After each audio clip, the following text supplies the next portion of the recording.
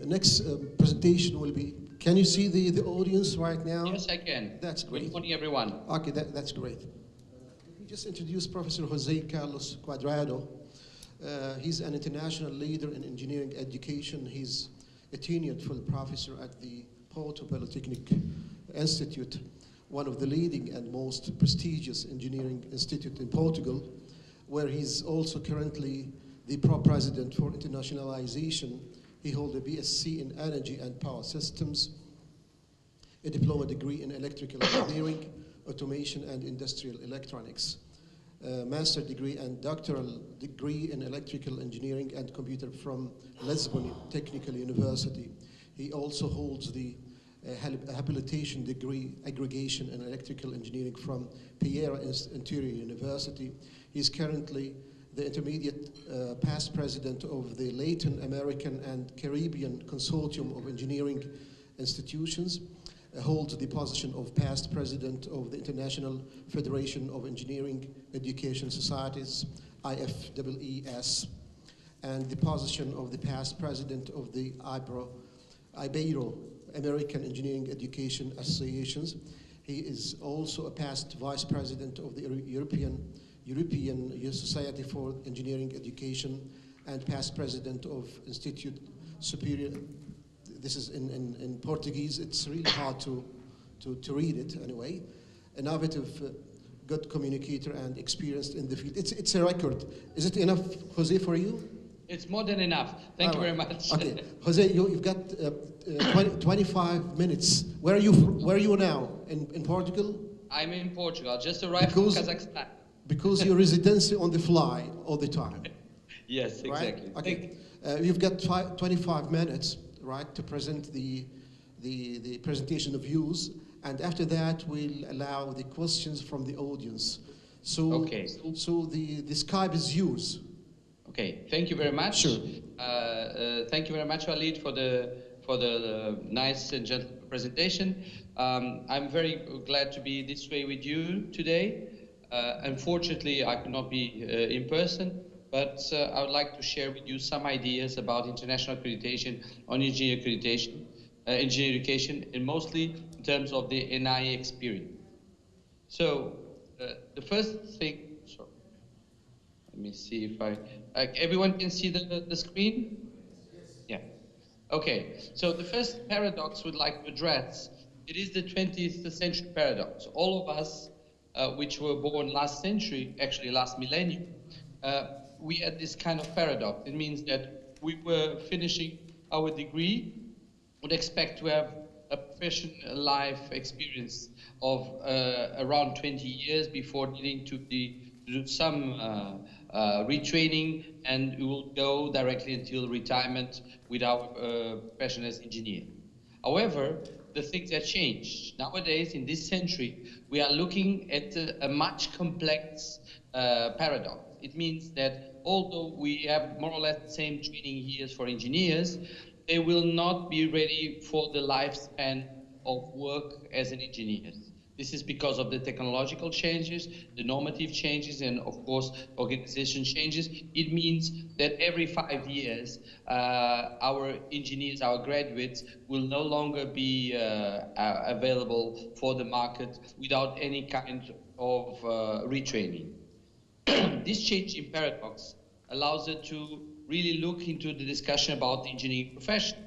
Of course, everybody agrees we need more qualified engineers all around the world. And I know that in Jordan this is more and more so because you supply engineers for the region. But at the same time, the requirements of engineers' roles have changed. This means that the engineering education needs to be more intensive and more attractive. And this, it means it must be much more aligned with the market, with the profession itself. Engineering education needs, therefore, to be more adapted to the new realities. However, we always know that when we come to the engineering world, this kind of situation does never happen in our universities. We know that it's impossible for us to train students up to this level, which means,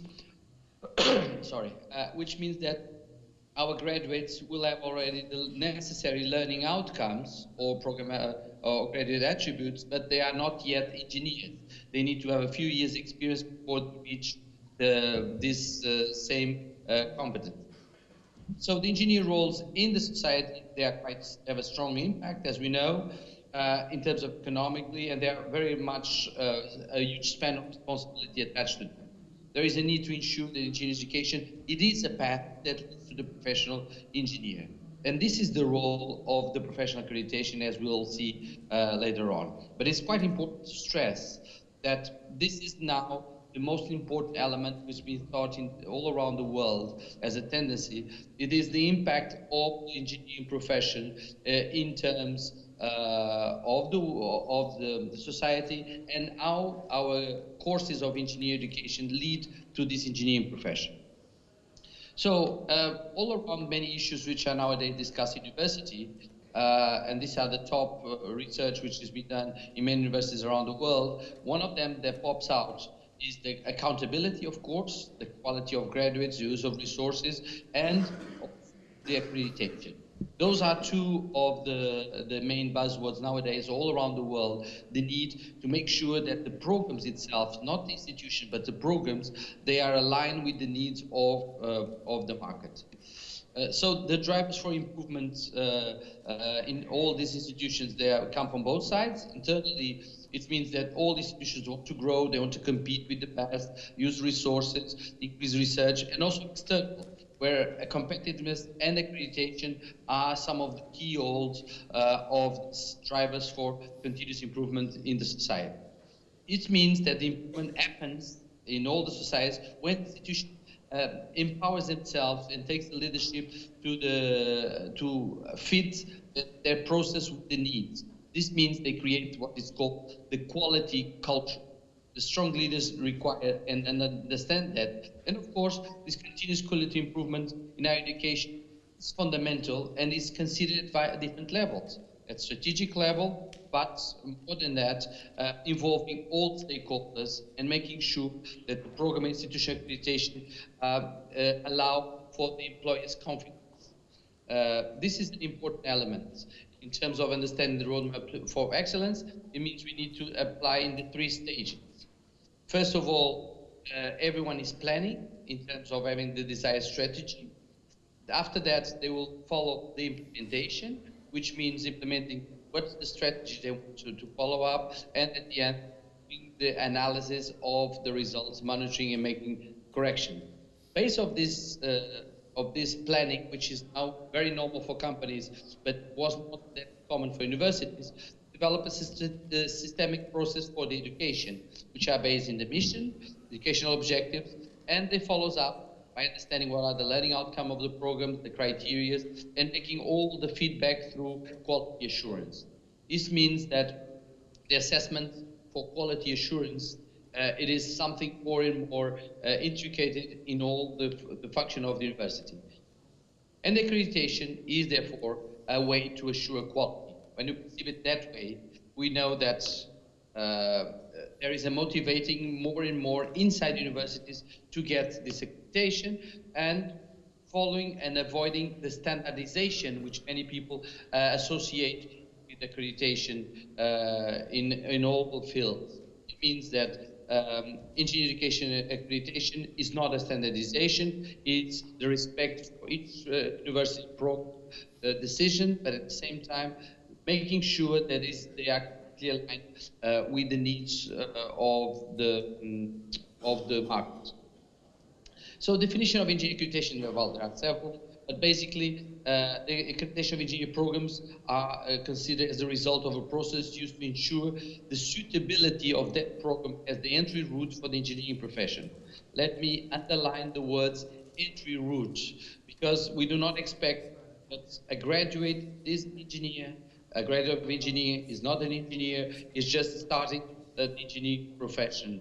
And all of this accreditation must be done not just by academicians, because they cannot do the full food lab, but as a mix between academics and professional engineers.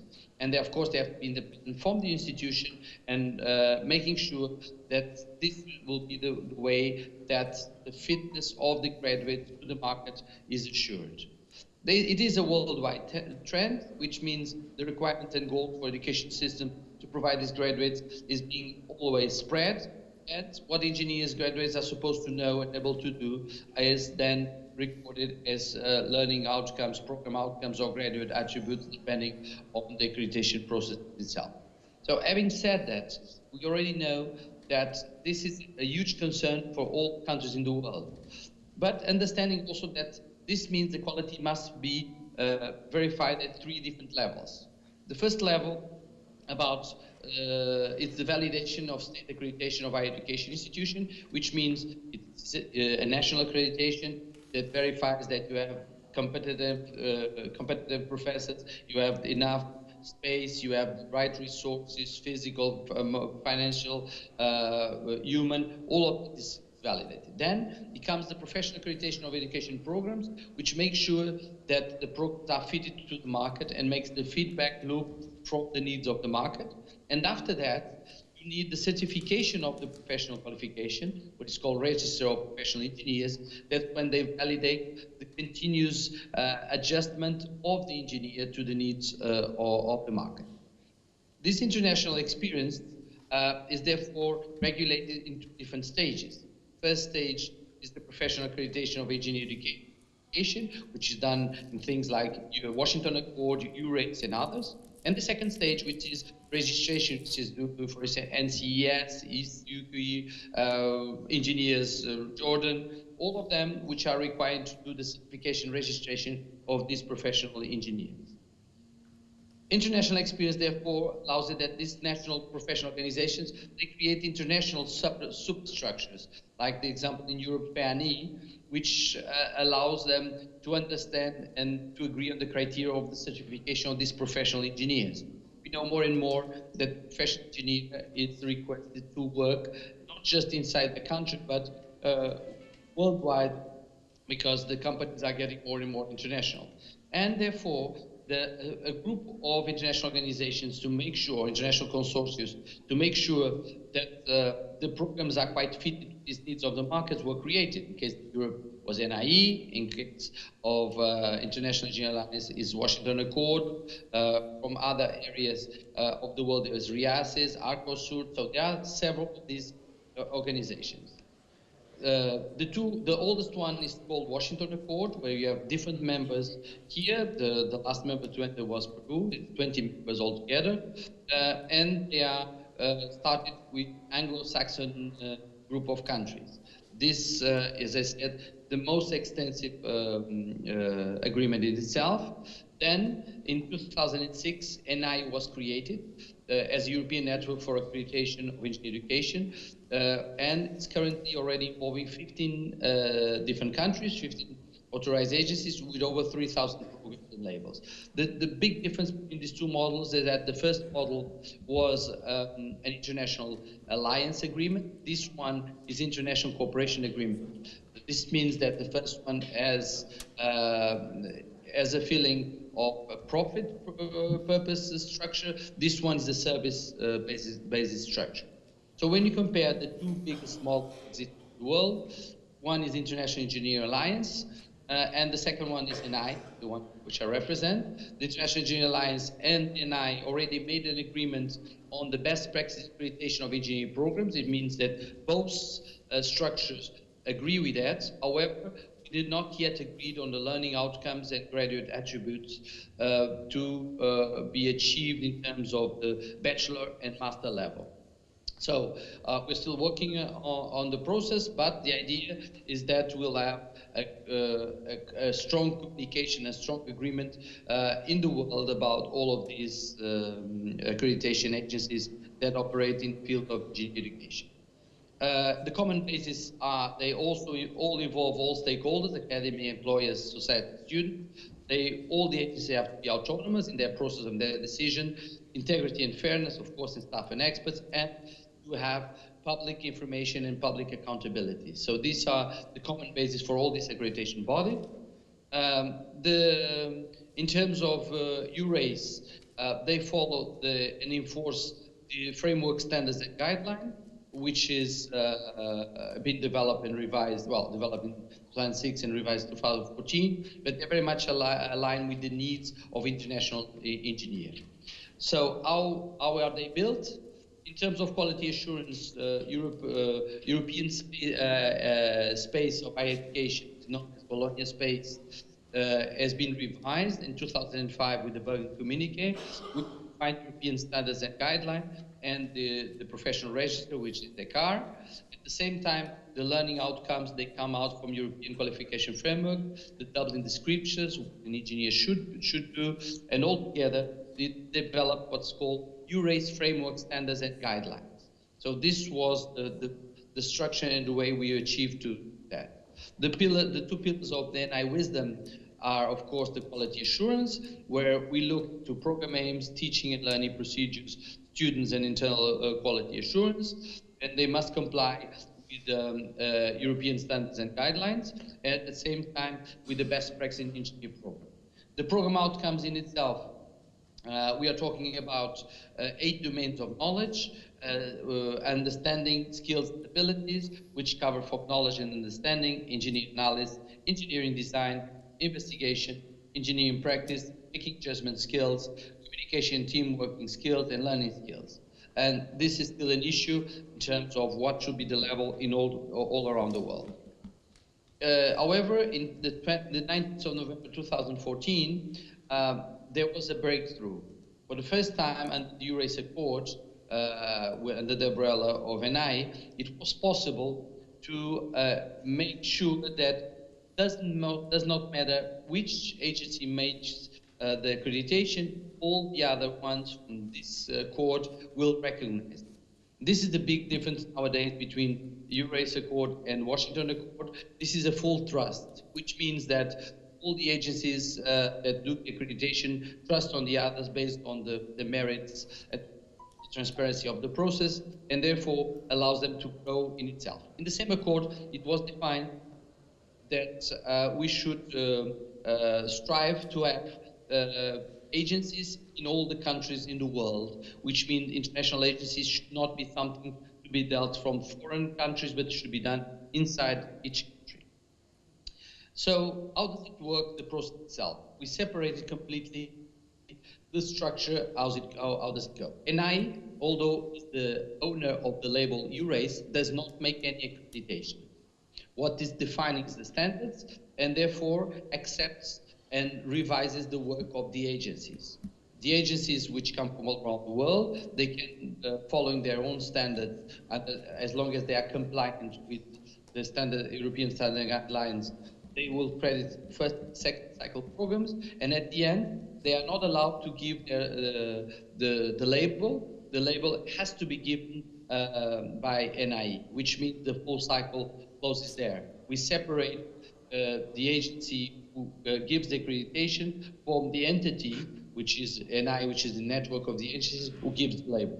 This separation ensures the trustworthy of the process and will make sure that we have more and more in the future the process seen as a service and less of a business itself. So, which are the authorizing agencies so far from NI? There are these 15. As you can see, it covers most of Europe, but also Kazakhstan. Sorry, I apologize for that. Oops. But also Kazakhstan at the moment, and we are now working directly with Jordan, with Algeria, and with Tunisia to have their own agencies that in a short while could be able to join also this network. So we have different full members, but the important thing is that you can access the NI webpage, and over there you can see from different agencies, this is the first column, which are the universities, which are the programs which have been accredited, what kind of program they are, first cycle, second cycle, where do you operate, until when do they have the accreditation. The same thing, you'll get some information on what's going on in terms of the label itself, into the program, what are the advantages, what do they gain with that from each one of the institutions. The program accreditation certificate is always like this, doesn't matter which agency, and we'll have two columns. One is signed by the NI president, the other one is signed by the local agency president. And this allows them to be fully recognized and mobile all around the space itself.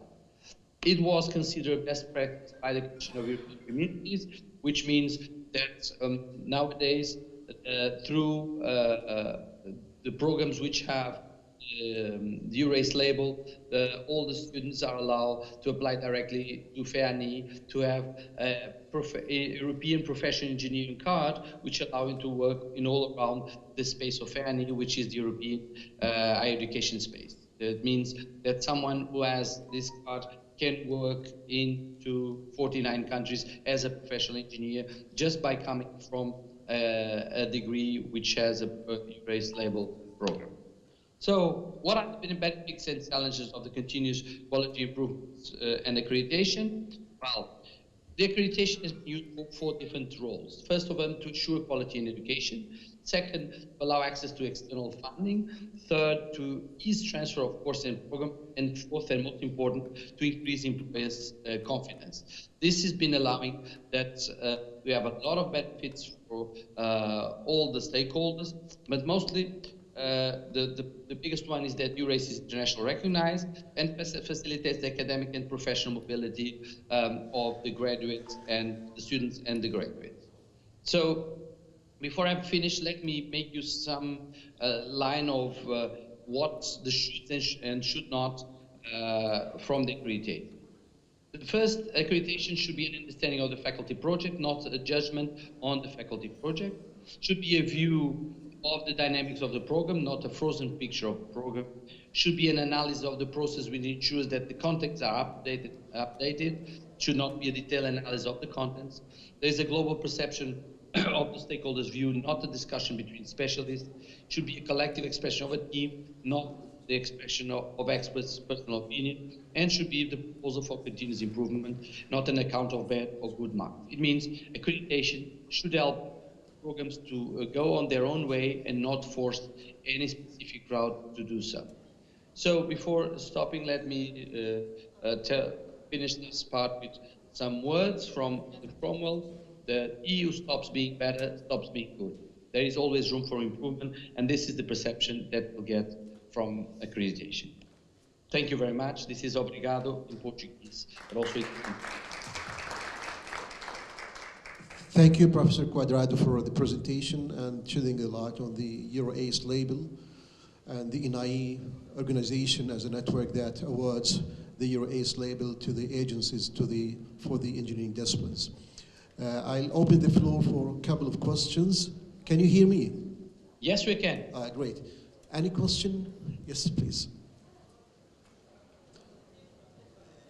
Professor Zabalawi. Yeah, thank you, Professor. You mentioned the new representation in professional accreditation.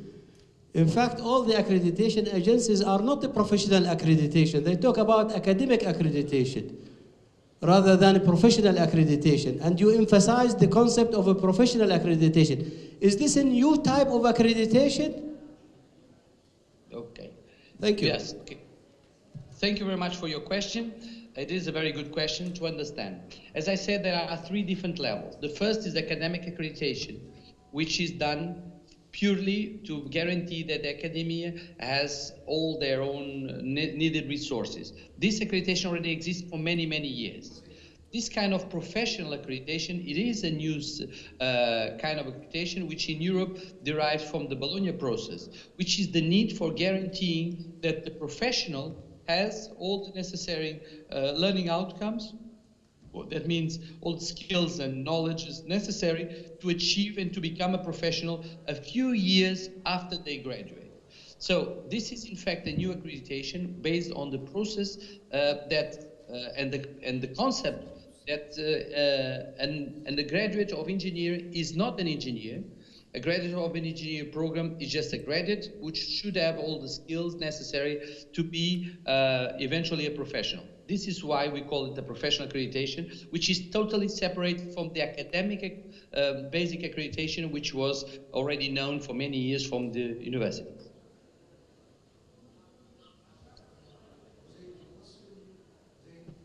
hearing me? Are you hearing me? Do you hear me or not? Yes, I can, yes. The question has been raised by ex-minister of higher education in Jordan, so you have to be precise in that. Oh, thank you very much for the question. All right. Another question from him again.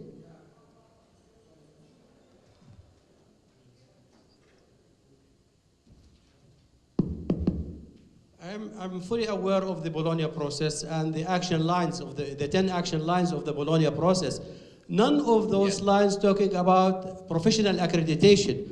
They talk about lifelong learning and so on, but not about professional accreditation. No, this statement is not exist in the Bologna process. Okay. Thank you. Maybe I can answer to that if there's a question or comment.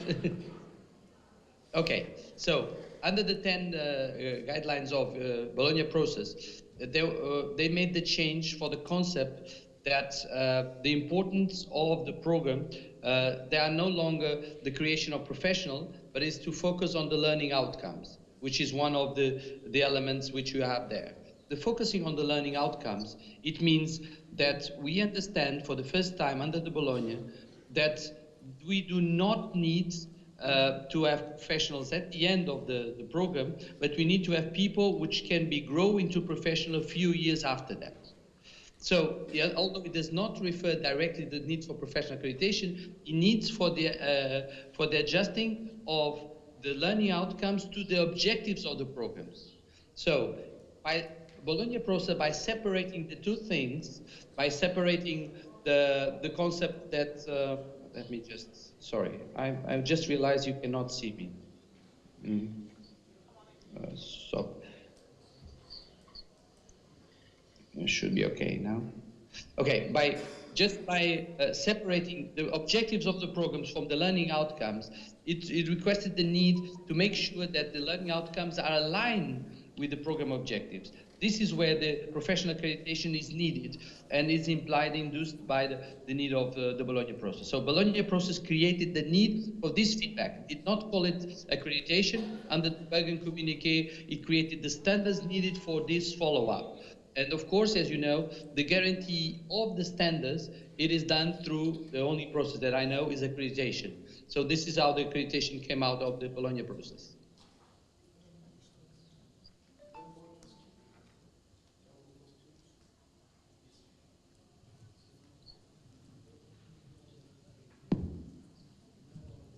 Thank you, Professor Jose, or shall I say obrigado. So my question is about the demand for transparency. You have mentioned that in order to achieve the quality you're talking about. So can you please elaborate on that? The demand for transparency to favor the mobility for students. I do apologize. It was some cuts. I did not understand your question. Can I ask you to repeat? Okay, so you have mentioned a couple of things. For example, for the assessment, you have mentioned that there's a need and a demand for transparency to favor the mobility for students. So can you please elaborate on that point? What kind of transparency you're talking about? Thank you. Thank you very much. So if I understand correctly, the question is about the need for transparency also for the students and for the engineer market. Nowadays, when the students look for a program, they don't just want to know if the program has good professors, has a good curricula, has a nice environment, good resources. They're also very much focusing in knowing if they will have a professional opportunities after they graduate. And this is the most important thing, because what professional accreditation actually produces is this guarantee, is this alignment between the outcomes of the project and deployability that you'll have later on by doing this degree. This is quite important for the students. The second element is to do with international recognition. When a student from a program which has EURACE label graduates and he moves to another country, he needs to look for professional certification. If it comes from EURACE label program, he can go to FIANI, which regulates these 49 countries, and immediately you will be recognized on those countries. So it does not require to go through evaluation in each one of the projects. And this is even more important, even if the student does not have a mobility to those countries, if the company works with those countries, because it will allow him to work without any problem and to make the connection and to develop and write the work, the engineering work for those countries without needing to be there and to get the certification there. This is the reason, by the way, why we are actively working to support Jordan Engineers Association, which is hosting this structure, create their own agency, which will be equal among peers with all the other ones, and allow that your students from Jordan, your graduates, to work virtually or physically outside in the space of higher education space without needing for further improvement and further exams in different countries. So this is the part of the transparency needed for the students to be able to operate as engineers later on in more than one place. Professor Jose. Okay. Any more questions just to grasp the chance by asking the questions as he's remotely, introducing the concept of Euro ACE. One more question? Last question, okay. We've got last question from...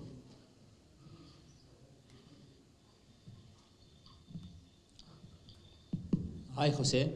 Hello. Ibrahim Al-Hamoud from Saudi Arabia. In Saudi, we have a unique case, actually, maybe in the Middle East. We are receiving more than what we have local. So we are exposed to maybe more than 140 countries with different qualifications. And one of them is Europe.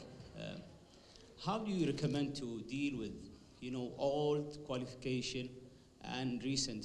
Before it was mostly master with 5 years program or diploma called in some European countries, and some countries now convert to bachelor degree.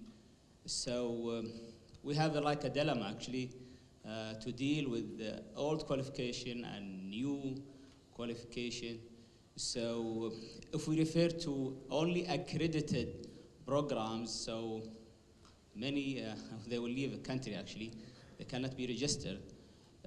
What's the best approach since we are now trying to actually make a standard for different countries like countries in Washington Accord, countries in ENA, and different like in Asia. And what do you recommend for engineers in Europe to standardize the registration?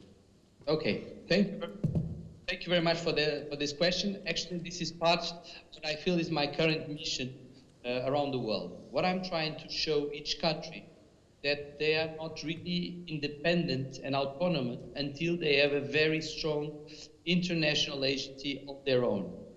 I'm going to use a very strong word, but I think nowadays some countries are still applying what I would call accreditation colonialism, which are using this accreditation effort by imposing their models to other countries.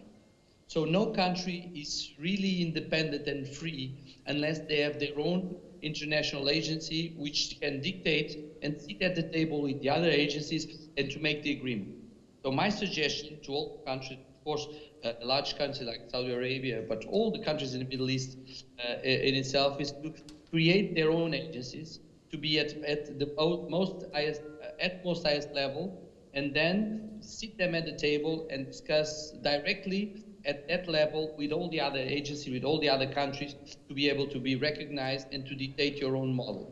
Otherwise, you always be colonized by different models which come from more powerful countries around the world, which are trying to impose their own vision and their own structure in education. If you do not control your education, you do not control your future. So it's important that through that way that each country tries to do that. That's what I'm doing all around the world. That's like what they just said. I'm traveling all around the world, helping countries to develop their own agencies. I've already done many countries, and if I can help you also, please do not hesitate to contact me, because I think this is the way that you can get away from all these different models, different structures, different constraints who come and from outside your country.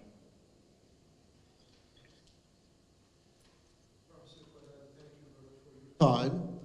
Hopefully to see you in another occasion.